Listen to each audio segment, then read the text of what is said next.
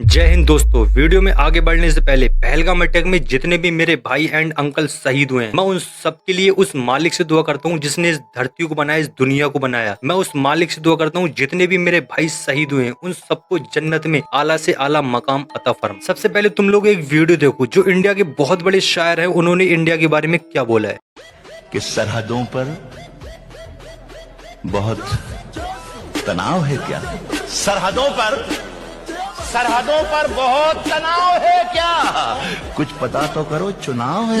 सरहदों पर तनाव तो होगा ही ना जब 10% आर्मी अंबानी को प्रोटेक्ट करेगी। अभी मैंने रिसेंट में एक वीडियो देखी जिसमें हमारे 100 से ज्यादा आर्मी के जवान एक बॉलीवुड के बहुत बड़े एक्टर हैं उसको प्रोटेक्ट करते नजर आई। इन लोगों के पास बुलेट प्रूफ कार भी है प्रोटेक्ट करने के लिए और बहुत सारे ऐसे इक्विपमेंट हैं जो अपने आप को प्रोटेक्ट कर सकती है लोग। लेकिन मोदी सरकार क्या कहती है आर्मी के जवानों से कि जाओ इन लोगों को प्रोटेक्ट करो, क्योंकि अगर भाई इन लोगों को प्रोटेक्ट नहीं किया हमारे आर्मी के जवानों ने तो भाई मोदी सरकार को ये लोग भीख देना बंद कर दे, क्योंकि भाई हम लोग तो कूड़े के डब्बे हैं। कोई भी आएगा धर्म पूछेगा और हम पर अटैक कर देगा। और ये अटैक तो पाकिस्तान के आतंकियों ने किया था। न जाने ऐसे कितने सारे अटैक हुए हैं इंडिया में, इंडिया के लोगों ने किए हैं इंडिया के लोगों के साथ।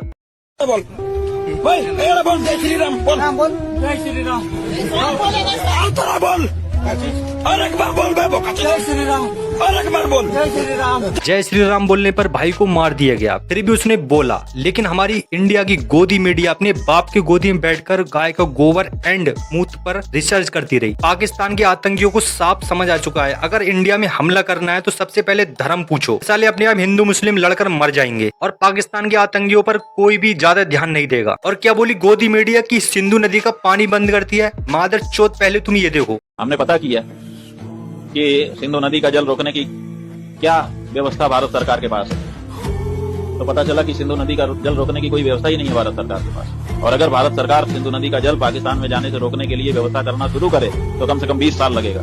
कि पैसा कितना लगेगा वो तो छोड़ ही दो, 20 साल का समय कम से कम लगेगा, तब सिंधु नदी का जल रोक पाएगा भारत अपने यहाँ।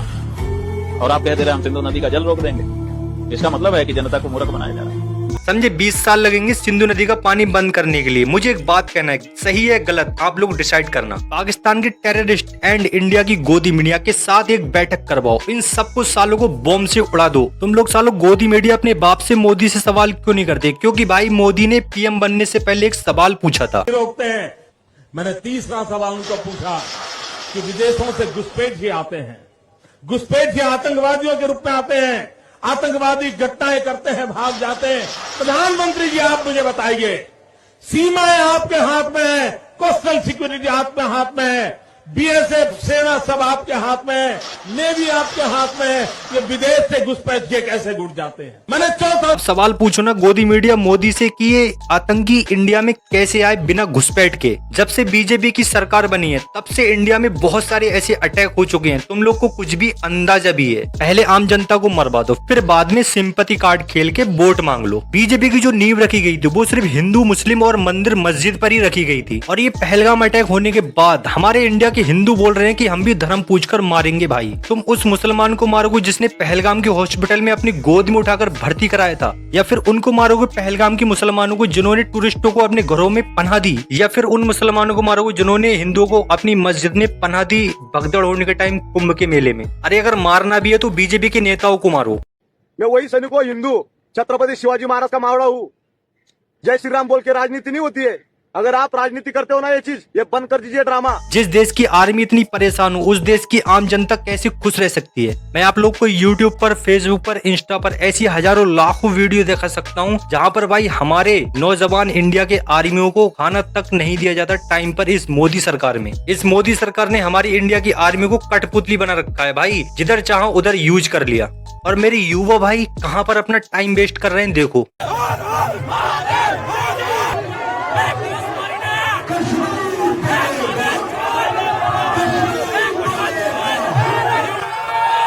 A few moments later.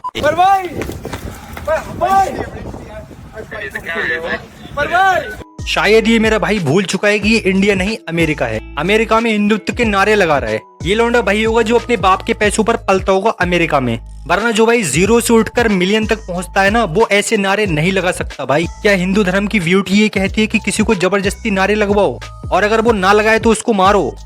क्या ये वीडियो देखकर मुसलमानों के दिलों में नफरत नहीं फैलेगी? जरूर फैलेगी मेरे भाई।